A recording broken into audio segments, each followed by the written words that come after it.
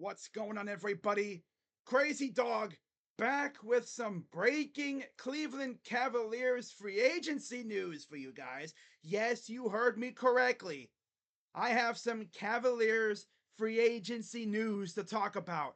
The Cavs actually signed an outside free agent.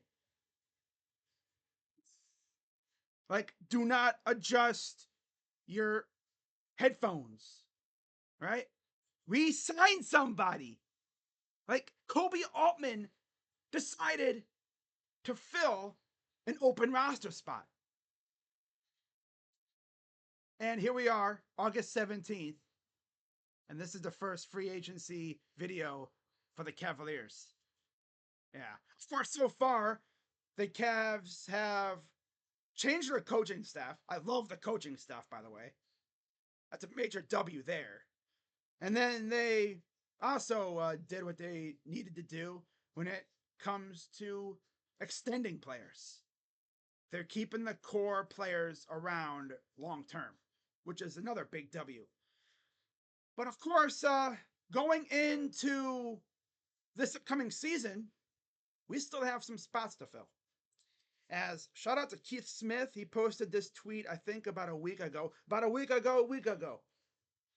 And for the Cavs, they still have 3 standard open roster spots and 3 two-way roster spots available. And, well, actually, you can just knock off one of them two-way contracts. Yes, I'm out here making a video about the Cavs signing a guy to a two-way contract. That's how down bad we are as a fan base. This team has been so quiet in free agency. I'm out here making a video for a two-way signing.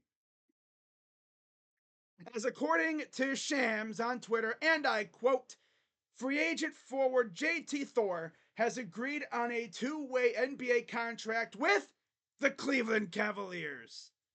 I actually had to do a double take to make sure this was actually Shams and not some Cavs fan trying to get instant clout. Oh my god, bro. Sources tell at The Athletic at Stadium.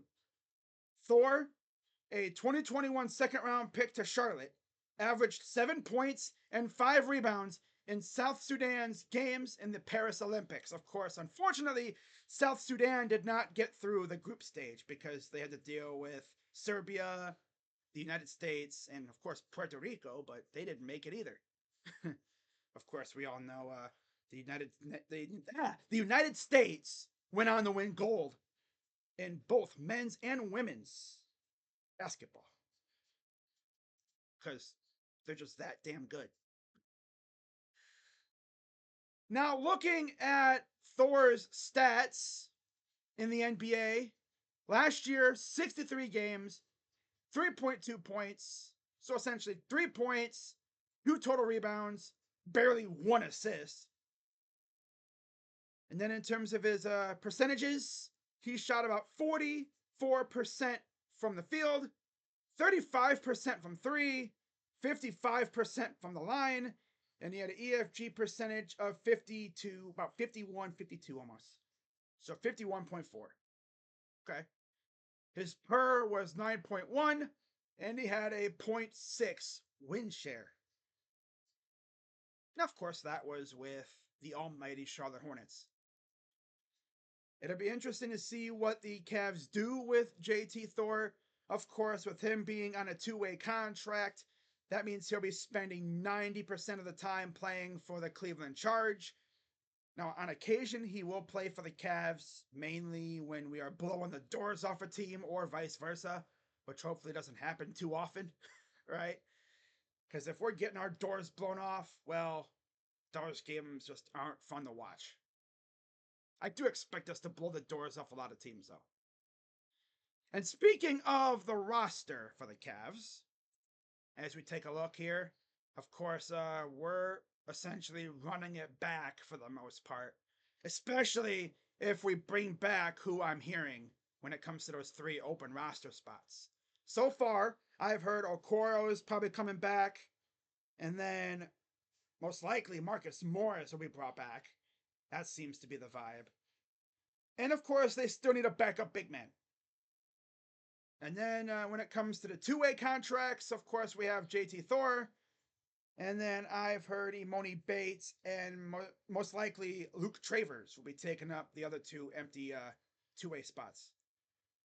So, yeah, the only new guys would be, of course, the rookie, Jalen Tyson, JT Thor, and the backup big man between the active roster and the two-way guys.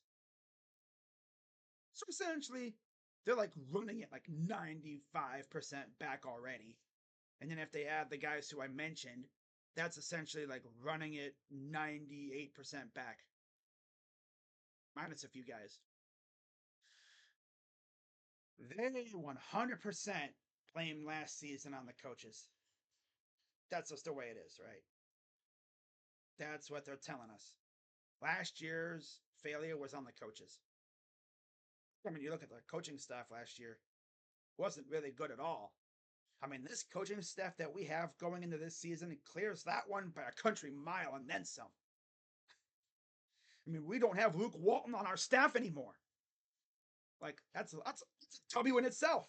Luke Walton is gone. Yeah. But let me know what you guys think of this little two-way signing. And as you see, they still have 5 empty roster spots to fill. We'll see who they fill him with. We'll see if Isaac Okoro does find his way back. And if he doesn't, who are they going to fill his spot with? Are they going to trade for Dorian Finney-Smith or Cam Johnson? Are they going to sign any guys that Kenny has familiarity with?